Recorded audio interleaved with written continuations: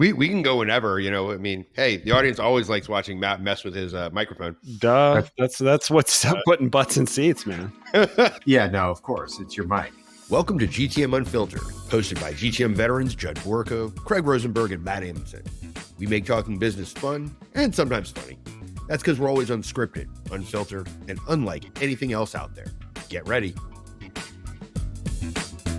Like, full transparency, we'll just talk to the audience on this one.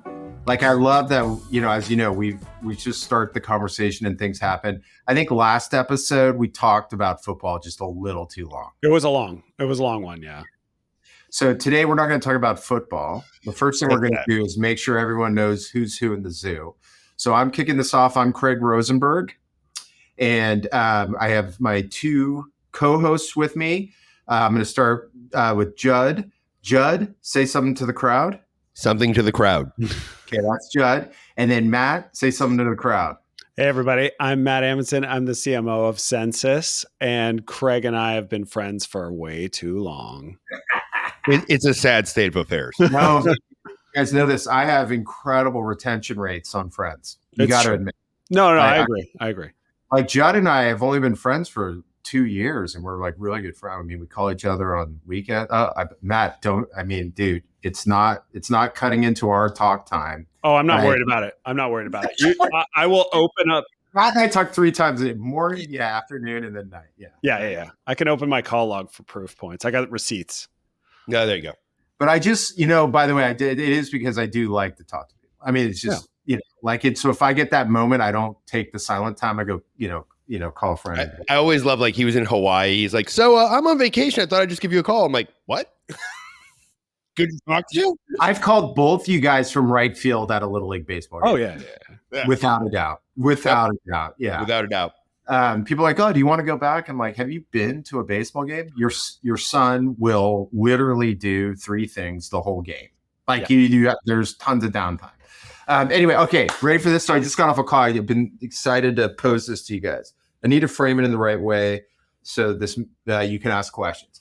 But if you were either starting or advising a MarTech company, in my opinion, the world of marketing lacks energy. There's nothing that's galvanizing and driving energy in the market today, right? Like, look, people can make fun of like ABM. Oh, Craig, is it a trend? Well, guess what, buddy? That had serious energy. There was such great energy around it. Okay, so now we're in a new world, right? Everything's reset. We can all admit, man, the playbook broke and all this stuff. Okay. So now you're a MarTech company or you're advising one. What would energize the world of marketing right now? What would you tell them to go do? Go. AI. Just kidding. Oh, God, there he is. No, I'm totally joking. I will say one thing, though, and I think that part of the reason for the lack of energy in MarTech, if we're looking at the environment right now, we're seeing more layoffs of marketing leadership, more CEOs making comments like, I don't believe my marketing leadership understands business. And therefore, there's less investment going into MarTech because they're like, well, I don't even trust your investment decisions based on performance. And I got to say, how can you weigh performance of a marketing leader if you don't give them the necessary tools and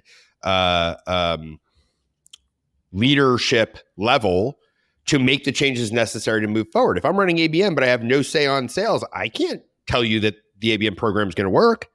So I think that part of the problem we're running into is more and more blame is being piled onto marketing, which means they're sucking more budget out of them and trying to put it towards sales or somewhere else to get the responses they want.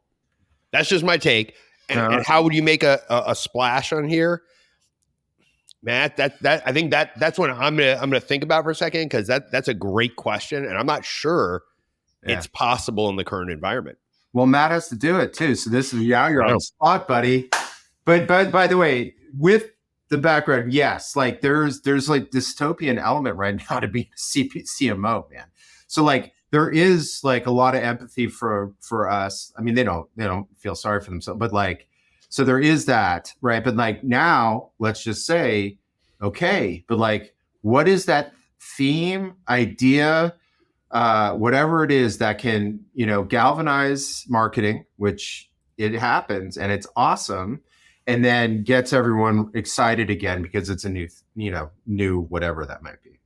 Matt, good luck. I've got a hot take. Yes, we'd love that. Hot take. And I believe this is the direction that everyone is going to be going in the next near term. Like bleeding edge people will be on it, and some already are. And in the next 5 years, it'll hit massive critical mass, right? It is, marketers for a long time have always said like, hey, there's all kinds of stuff happening that we can't see. And it ranges because, we think about like the way we do collection on attribution or engagement, which has largely been client side. Did they come to our website? Did they, fill out a form or whatever? With the advancements that are happening in the cloud data warehouse, you can now see all kinds of stuff. Like you can see a history of the way a company has engaged with you and get a much better view into what a real customer journey is, absent of a person necessarily needing to fill out a form and self-declare. And as ABM has become less of a trend or less of a movement and more of just kind of the standard, even if you're not like people clearly now care much more about accounts than they used to about individuals. You can see, hey, let's use fictitious company Acme organization. Came by our website 6 months ago and they did some stuff. They looked at some things. Then they read the blog. Then two people from that company got scanned at our booth at Dreamforce. Then somebody signed up for the free version of our product. So you're getting that, like, in addition to the anonymous visitation, you're starting to get like server side tracking. This person is actually using our product or signed up to use the product. And then you're starting to see, as they come in through either a demo request or an SDR's booked time with them, then you start to see the full breadth. So I think what marketers have thought for a long time, which is like, I know this company has been doing much more investigation than what we've been able to track in the past. And as more and more marketers are utilizing the data that's in the cloud data warehouse to inform what's happening, not just what's stored in CRM or what's stored in their marketing automation or their account-based marketing platforms, marketers are going to be able to tell a much richer story about the level of engagement that they're having with their prospects, with their customers, with people who are maybe mid-cycle or mid-sales cycle. So it's interesting because it sounds a little bit like you're telling an attribution story, but in my opinion, it's more you're telling this longer-term customer journey story that I think will help marketers add like some component of attribution to things that they're doing on the brand side, to things that they're doing on like just the awareness side. So I believe if you want to galvanize marketers around something right now, if you want to get them excited about something right now, it's get them excited about the cloud data warehouse, because there is so much more information sitting in there than what's sitting in Salesforce. And it allows you to tell the story of the value of marketing in a much more realistic way. Ooh, you just teed something up that I've been thinking for a while, but I think it, you talk about the customer journey. Yeah. I'm going to say, I think that the thing that it will hopefully make a big difference is more actual focus on utilization of customer journey and optimization of customer journey versus we just did it. It's like ICP these days, right? We have an ICP. It's everybody, in tech, right? That's not an ICP. And the journey is treated the same way. It's a do it and forget it. And when I've been talking to a lot of people and some I've gotten to test these and we're starting to see some interesting results, is creating almost like teams that are focused at different points of the customer journey, not just teams in marketing, but I've got sales, marketing, CS, ops in there, operationalizing it and saying, this is a fall off point in our process. Let's get together, optimize, and share responsibility for the outcome. So this isn't a marketing problem anymore. This is a corporate business problem that we're going to solve together as a revenue team instead of marketing, sales, and doing their individualized pieces. Because normally ownership of the customer journey falls on where in the journey it is, right? Yeah. But if we all share responsibility for the journey, suddenly we're all working together. It's more of a unification than an alignment. I'm so sick and tired of hearing the word alignment at this point because it's done nothing for 20 years. that I think we need to unify it into a revenue team that actually optimizes the journey. And then all that data is even more powerful. I agree. So, my hot take is marketers are going to have to approach something that has felt very nerdy for a while, which is like what's happening in the cloud data warehouse. And they're like, I don't want to go get a PhD in something else because I've spent the last 10 years of my career just trying to figure out this whole marketing automation, now account-based marketing platform plus CRM. And then the very tricky part of making ad tech products or just ad platforms work in conjunction with those two. But I believe that once people sort of open their eyes and say, oh my gosh, I had no idea that this information was in here. I had no idea that our engagement was actually 3 months, 5 months, 6 months, 12 months longer than what I thought. That's going to open up people's eyes in a big way. And they're going to start rethinking about marketing, because one of the things that you touched on there, Judd, that I think is really important is when you start looking at this data, there are massive peaks and valleys, meaning you'll see a flurry of activity. It won't be buying behavior. It'll be investigation. It'll be education. And then it'll go dead quiet. And then they'll come back and it'll be closer to buying behavior, and then maybe they'll request a demo, or you'll be able to actionize or to action an SDR to go out and go book that meeting, because it'll look a little bit more like what we saw, from the Marketos and the Eloquas of the world of like, oh, okay, engagement score high enough, SDR, go do this. But can you see this early signal, and can you shorten that period between their early investigation and when they're actually ready to engage by, creating a relationship that exists here. So if it's a demo request, it doesn't happen 3 months later. It happens, 2 weeks after the fact. Wait, Craig, what's your take? Yeah. Craig, you have a take here, or are you just going to judge us for our takes? You can judge. Well, I asked the question. It wasn't a setup. I'm literally sort of playing it through my head too. But here's what I'd say to what you just said. No brainer.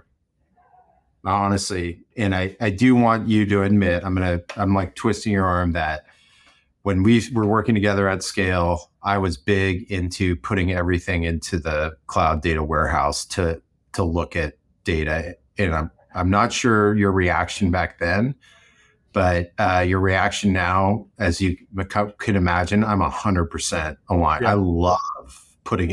I love the fact that we can put it into the cloud and actually look at shit, because we couldn't do that before. Dude, totally aligned on that. I think there's this, and I think there's something big there. Yeah, totally. Something big there. It feels like it will be the most massive sea change that on the tech side. Absolutely. Okay, but then hold on. So I will get you to the business so here's the issue, is that, so in my opinion, what you just described is a no-brainer for doing business. And it could be a rev ops thing, marketing ops, I don't care. But like, we've never looked at the revenue cycle in the right way. Mm-hmm. Never. So we could say we never looked at it in whole. That's true. But what you're describing is like, we thought we did because we took leads, meetings, proposal. I'm just making that up. Deal close. Right. It was like, or renewal. Those are the big milestones. But like what you're describing is really important there. I think there's something there. Okay. But here's the thing, is that that has to be. So I think that's an anchor point in the story that will galvanize marketers. The issue is that they're, despite everything we say, they're on the hook for pipeline. Yeah. Yep. And so there's two things that I picked up while you were talking. So one is, but actually I'm going to ask this a different way. How does what you described help them drive more and better pipeline? Because you should be able to, if you have that information, you should be able to set up a process that shortens the timeline. So you should be able to get earlier signal. And I think, go ahead, Judd. I was going to say, I think there's more to it than just timing, because the more we understand the journey and can optimize the journey, the more we can also guide and create a better overarching experience. Agreed. Yes, absolutely. Right. And timeline's great, right? Like I love your point where it's like they'll go dead at some point, but if we understand what they were looking at, we can get in front of it. We can shorten that time frame. But there's also the aspect of, okay, new. Well, guess what? Now that I have all this data, I'm understanding how quick certain prospects move through my cycle, and I can target those. So there's a whole litany of things that can come from that I think is really powerful. And like, I think it's huge. But the big problem is we're asking marketing to learn another skill, learn another thing to do. And what this all goes back to me is, and this may be a question after, because I don't want to kill this thing, but marketing right now is all about like new platforms and strategies and things to do, while sales and sales tech is more about scaling existing processes.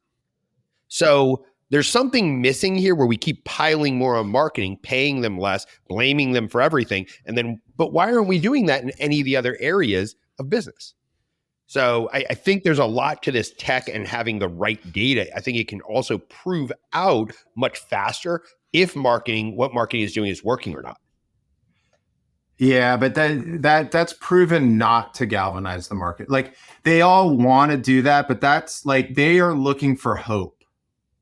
Yeah. And so what we need to do is take Matt's story. There's a second layer to it. In my opinion, I'm going to say it for the fourth time. I think what Matt described is no brainer. Like that's tables. Like I know it's not table stakes. Matt will tell you that, but it should be. Yeah. And by the way, it should be early. Like you should go from the get-go on this thing if you're doing any kind of and then but we have to be careful because we don't want this to be defensive. Right. We have to make this offensive. Well, what Judd's correct about is it's not offensive, although that I could help with that. Yeah. But then I'll sort of take what Judd's saying, which is like part of what we need to solve for to really galvanize the market is take what you just described and figure out how to drive the pipeline numbers they need to drive with less, right? And so I'll just throw in a couple things. I'm actually going to get Judd's reaction first that Matt said that I was really interested in. One was he said brand and actual be able to look at what the brand's doing using the journey.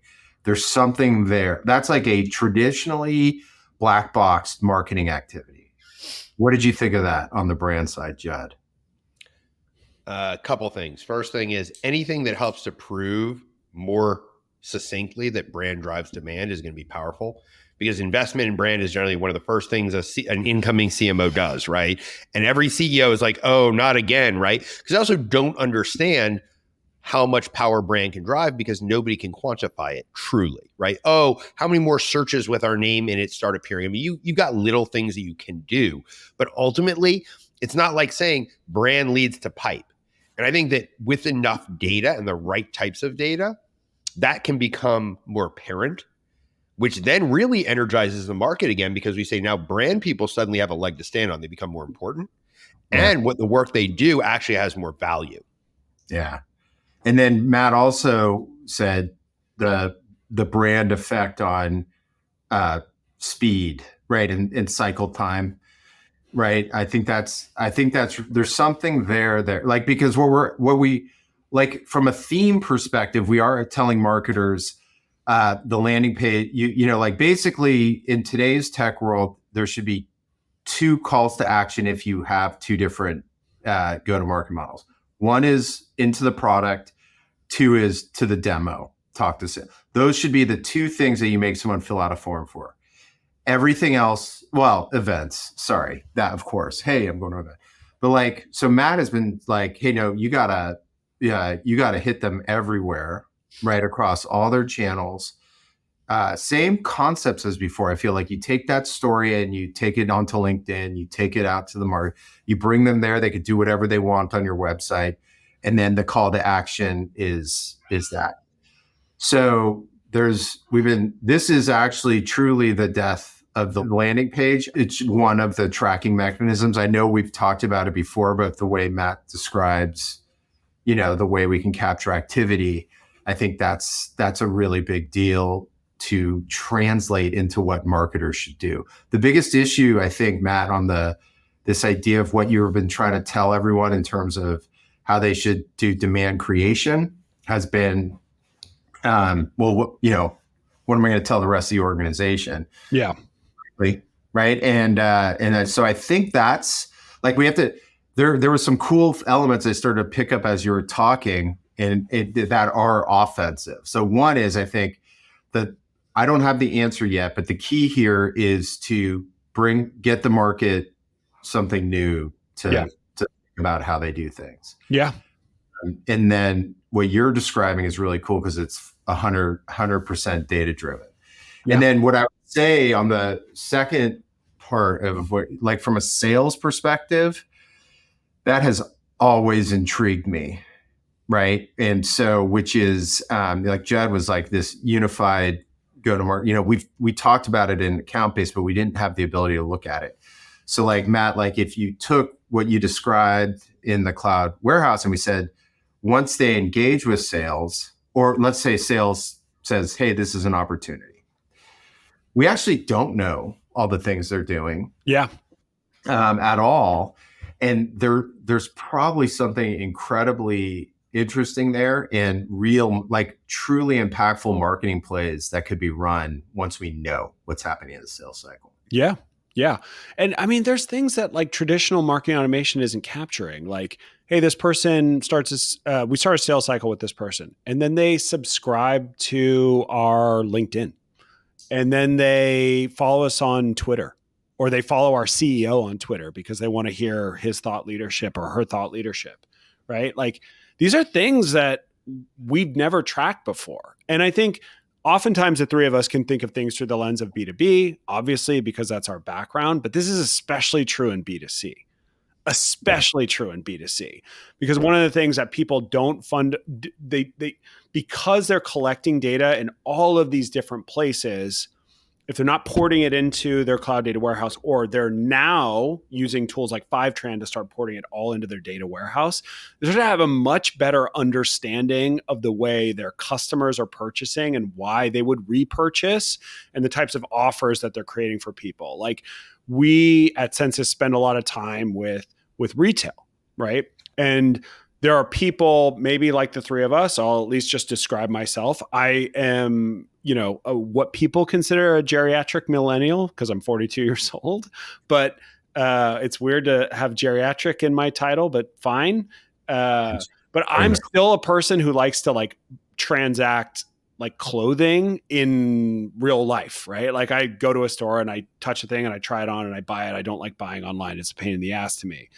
And most of the companies that have captured my information when they're sending to my personal, it's like buy online, buy this thing, blah, blah, blah. And I'm like, okay, but if it's not at my store, I don't want to buy that way.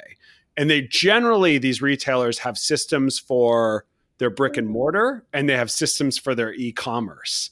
But when you start to join that together in a cloud data warehouse, you're like, here's what I know about Matt. He spends X amount of dollars with us, typically buys these types of items from us. If I'm going to send him information about a new product that I think he's going to want to buy, I should also send him information about where that product is. Does he go to the store in San Mateo? Does he shop often in the store in San Francisco? And like, he's going to want to know because he's going to actually want to go there and buy instead of just buying online because he won't make that transaction. So that's the type of stuff where the cloud data warehouse becomes so much more powerful because like generally these companies, in addition to having an online presence, also have an application presence, and they do stuff like say what's in store where, and like a person is clicking on that button. They're like, oh, I want to buy this item in store. Stop trying to get them to buy it online. Tell them where it is so that they can go to the store and buy under their like purchasing preferences. So it's that type of stuff, especially in the B2C world, that I think is going to massively transform the way companies like that go to market. I'm going to say one thing though to all this data. A lot of people are going to have a kind of a fearful reaction. Yeah. Yes. Right? Like more data, you're going to know more about me, you're tracking me, you're on me, and we've got enough people out there doing that. I'm going to say a couple things. One, all this data already exists. So people getting afraid of more data being created, it's already there. Yeah.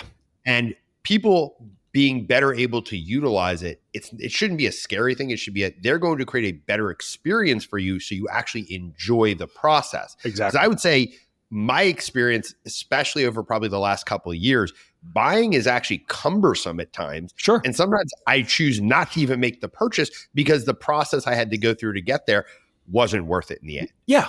Yeah. And I think that's where this becomes so powerful. It's not just that we have more data and the company will benefit. I actually believe the customer benefits as much as the company because of it. 100%. And you're seeing that exactly in what was just announced in the last couple of weeks, which is Google and Yahoo essentially blacklisting you if you are at 0.3% spam rate. Okay. So if you're sending more than 5,000 emails a day, 5,000 is the tipping point. And if you have a 0.3% spam rate, you will be blacklisted and you will not even be able to send emails to your coworkers. Okay. So why do we hit the spam button? We hit the spam button because we're getting sent stuff that's just not important to us. We're just like, this just doesn't make sense. For why am I even on this list? This is spam. I want off of it. But the better experience that we can create, the less likely people are to hit those buttons. And just for context, 0.3% is 3 people out of 1,000 hitting spam. Like that is a pretty low number, right? Yep. So people have to be very conscientious. Not just online retailers or e-commerce people with brick and mortar with both, but like B2B brands. Like your salespeople are going to have to send a lot less emails, and those emails are going to have to be a lot more tailored to what that person is actually doing. Okay, let me take this and throw this to Judd. So Matt's description of the data that we can capture, does that change your opinion of the future of the SDR or not move it at all? Or like, is there, what does this mean for the SDR? I know you think they're dead, so look. Matt can bring them back with this data. I say they're dead as they are. I think that the outbounding they're currently doing is not working. I think that we're in a place where relationship and trust is more important than ever. And the more we can create that through an experience, the better. I think that SDR can work. So don't get me wrong. I don't think it's dead to the point that it can't be brought back to life. But I do think that we need to rethink the way that they engage and how we train them and what data they have that is at their disposal to be able to better have a realistic, good conversation and understand what is important to the person that is on the other line with them or on the other email or however they've reached out. So can it revitalize it? Possibly. But I also think that if I can, let's say as a full cycle AE, create a better experience because every touch point there was from the same person who better understood me and built a trusting relationship, why wouldn't I want that? So I get the whole utilization and trying to get our reps to focus on things that are at a certain point in the process to expedite the process and allow them more bandwidth. But sometimes I think that they're doing a lot of activity that's not bringing value. And if we can shave that off and then give them the data to be more productive, the reps themselves can do the job and in a better way. So I'm a little yes or no. I don't know. I think in certain scenarios, SDRs are revitalized with more data, creating a better experience. And I think in some, they're still kind of, you got to think about them more as turn them into more of a CS type persona that is there not to book a meeting, but to bring value to the prospect. And I like to say future customer because I don't like the word prospect. So future customer. So that they don't feel like they're being pushed into something. They feel like they're being helped to make a better decision, educated, and enabled. And I think that is where they can be really powerful because I don't need an AE to do that. Yeah, that can be more of like an SDR who wears almost a CS like hat, and they can create so much value that by the time this future customer is ready for the next step, the supposed handoff or introduction or call or whatever it may be, it is very light touch. It's more enjoyable, and there's a trust of you're going to bring the right person to me for a great conversation, not like, oh, I've got to endure this to get to see the demo. Yeah.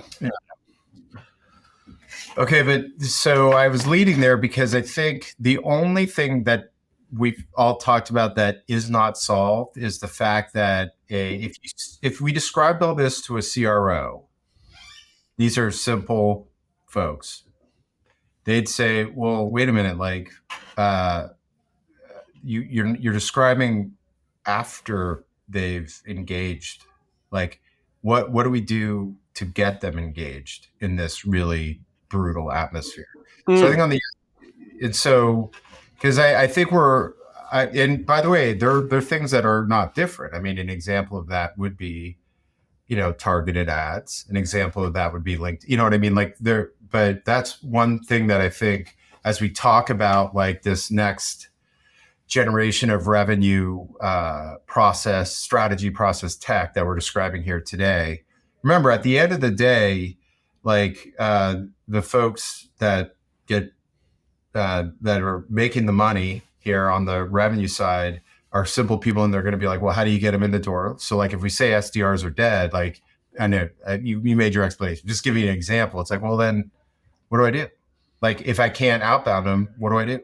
If marketing can't just send 1 million emails or buy content syndication leads, what do we do? And then because I think once we get them, like what you described is like just blows the lead nurturing thing out the door, Matt, which is like that's true journey inspection, and like there's really great decisions we can make, but like we gotta find a way to get them in the door. And I don't know. I think that's something people are craving for. I don't have the answer because we need to wrap it up into something. Yeah. I mean, I think the answer is what you and I have been talking about for the last year, which is instead of the like sort of demand generation, like the creation and the capture. And what we all need to be striving for is how do we create an experience for this customer that feels driven by them, right?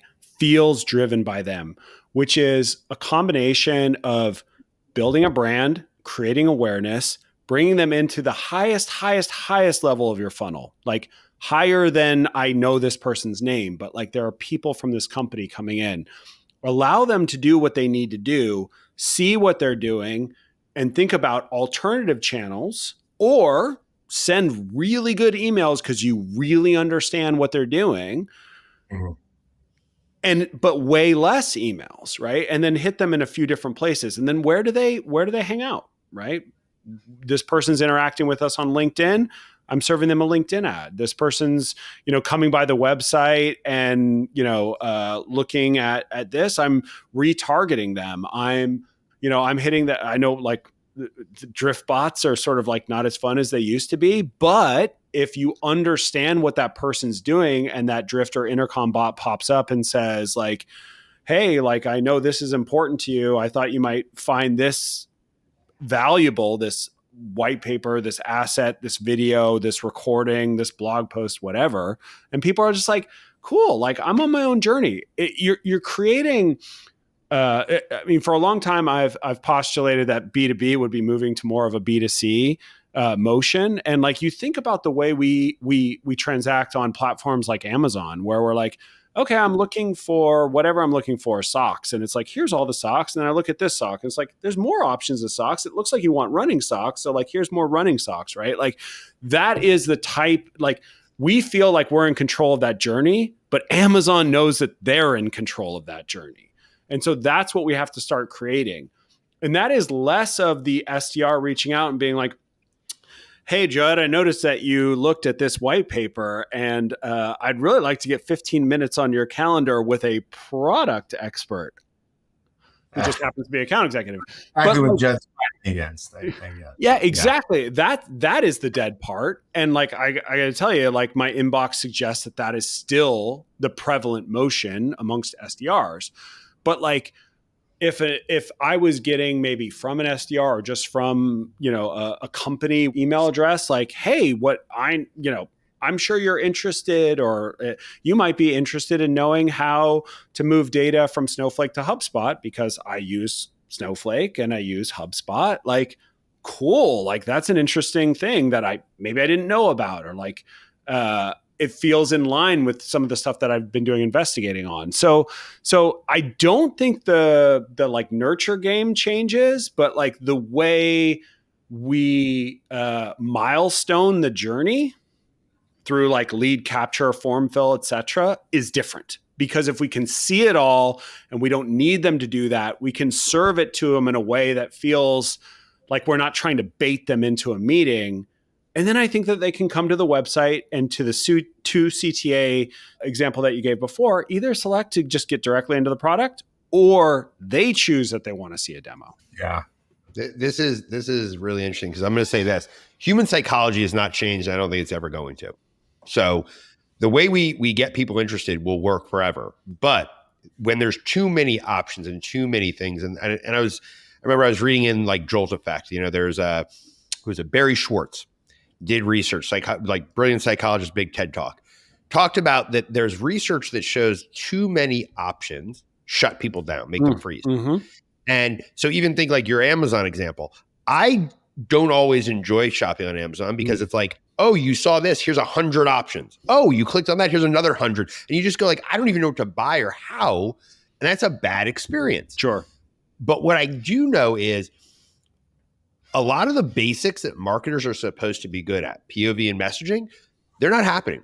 They're not good. For sure. They're targeting the wrong people. So they're targeting like user personas versus buyer personas. So if the person can't buy from you anyway, it's great you're talking to them. But then when you go to actually talk to the buyer, they're not even aware of you, and they don't know what you have outside of a feature or a function. Yeah. And I think that we're going to see a big movement back to some of the basics. Like I don't believe that most marketers that are coming into marketing right now are learning the basics and doing well. And we all know, like we'll use sports analogy all day long. The best players get the basics really well. Yeah. They're excellent at it. They're superb at those things. And I think that is an area of focus that needs to shift. We need to retool, retrain, and help them understand who you're talking to. What is a POV? Why do you need it? And how should your messaging evolve to speak to the right persona? When those things happen, it still creates a better experience for anyone on the journey. Because I feel like you're having a conversation versus just shouting stuff at me that I don't really have any interest in. Yeah. And, that's a huge component here. The data, and this ties back to the data, it allows me to have the right conversation. Yeah. So if all else fails, having that right conversation, just like we're doing here, right? We know each other, we trust each other because we've had good conversations. They were specific, they were timely, and we got to enjoy them. If I got on this call and started talking about like, China invading whatever, and you guys are like, what the hell is he talking about? It's the same thing. Yeah. So that's where I think some of this is really big, is that the data will allow for the right targeting and messaging and understanding. And then we just have to get marketing to start doing all the things that they should know how to do better. Yeah. I think it's interesting. The number one most in-demand consulting type in marketing right now, I could ask you, but I think it'd be bad radio. I'll just tell you, it's copywriting. Yep. It is the biggest lost art in all of marketing. And like we talk extensively the last few episodes about like what has sales tech done to the modern seller. What MarTech has done to the modern marketer, I think, is got them away from the art of marketing and too ingrained in the science of marketing. Way too ingrained, like in the conversions and in the milestones, the landing pages, how everything fits together so that we can report upon it, and away from like the creative side of what makes people actually care and get excited and want to convert. And this is why I love you, Matt. Oh, I love you too, Judd. So I think if I'm just listening to first of all, yes, like there's a like everyone should go read David Ogilvy and stuff. Like, I mean, yeah, like that's without it. We didn't need it because demand trumped all. Yeah. If you had a fully mechanized high velocity demand machine, you won. Totally. Or a cold call machine or whatever, like Pipeline worked without winning the brand war. The brand war actually came after you captured enough customers. Yeah. Right. And now what we're saying is that's just like that's not where this is. The other thing is you can't win. Like you are in constant story mode. Like you can't just win. Like Marketo is like lead nurturing. It's like you went to Marketo to learn lead nurturing. Yeah. It's like now if you throw that out there, everyone's got it. And it's like, boom, that's gone, Yeah. And so you're in this constant story evolution. So it's like, maybe the theme is like, and maybe it's not a good word for it, but it's like this layered go-to-market. We talk orchestrated is really the word, but it's been used, and we need to show these like the 10 sort of tracks that sort of intertwine and come together on top. And by the way, on the orchestrated side, most of the drawings, and I did a ton of them, were about demand, right? Like classic demand activities and sales SDR activities. And what we're talking about is brand, old school, like bringing it all back, PRAR, social strategy. These are things that we talk about. We need to wrap it up in some kind of layered or orchestrated storyline for the market. And then it's all data driven, the cloud warehouse activities on the bottom. I think there's something we'll just keep working at it, figure it out. I will say though, like even to what both of you are saying, I mean, I think there used to be the marketing is a black box and we don't know if it works, or we can't prove it works, but we know it works, right? Data came along and we had ways to track it. So everybody way over rotated, right? The pendulum swung all the way to their side and said, forget any of the creative, forget any of the content sides. Let's go data. And everybody now, like, hey, you go interview somewhere, you better say you're data driven, right? Or you're not getting the job. Totally. And I think that now we're starting to see that pendulum shift back. And I always go to this is, I learned this from a bunch of PhD chemists who basically said data tells whatever story you want it to. And, if your job's on the line, that data is going to tell the right story. So now we have to get the creatives and we have to get the people who can actually understand that data, regress that data, and get to a point where we can use data to do the things we did before better. When that comes together and that package occurs, like to your point, Craig, that's when I think, we're going to take that next evolutionary step in marketing and business on a whole, because that will transcend the whole organization will be unified. The data will drive the outcomes, but the people and their creativity will build the brand that allows them to use that data. Yeah. Yeah. Awesome. Yeah. All right. You guys, that was so relevant for me because I literally got off a call and then jumped on this. But I would say all of our minds still I'd say we still talk about this going forward because we've got the elements and we can put it all back into a storyline. I think it's one of the most important things we can do right now for B2B marketers because they're not living well right now. It's tough. And I don't want them to. Quick question before we do whatever we're about to do. What are you guys' thoughts on me holding the mic? Well, anything but what we just heard before you talked, which was like you were using like a 1970s karaoke machine or something. Like it was just the sounds were unreal. This sounds a lot better, and you look really cool. I will ask that you wear like a bigger sort of Dance Fever, Danny Terrio type collar, when you like a turtleneck. Like a no, the big collars. Dude, lose the turtleneck, man. Like you look hot in it. Like I feel hot when you're wearing it. I know they're nice. Don't get me wrong. I see. No, you got to get all collared up when you're holding the mic, man. Maybe wear a black jacket with it. Something just really get jazzy, dude. Get down. I'm just gonna say I agree. You need the collar, but Craig, without the glasses, I just feel lost. Yeah, this feels like. Should we title this the Lost episode? Oh, what? So more of your wife's glasses?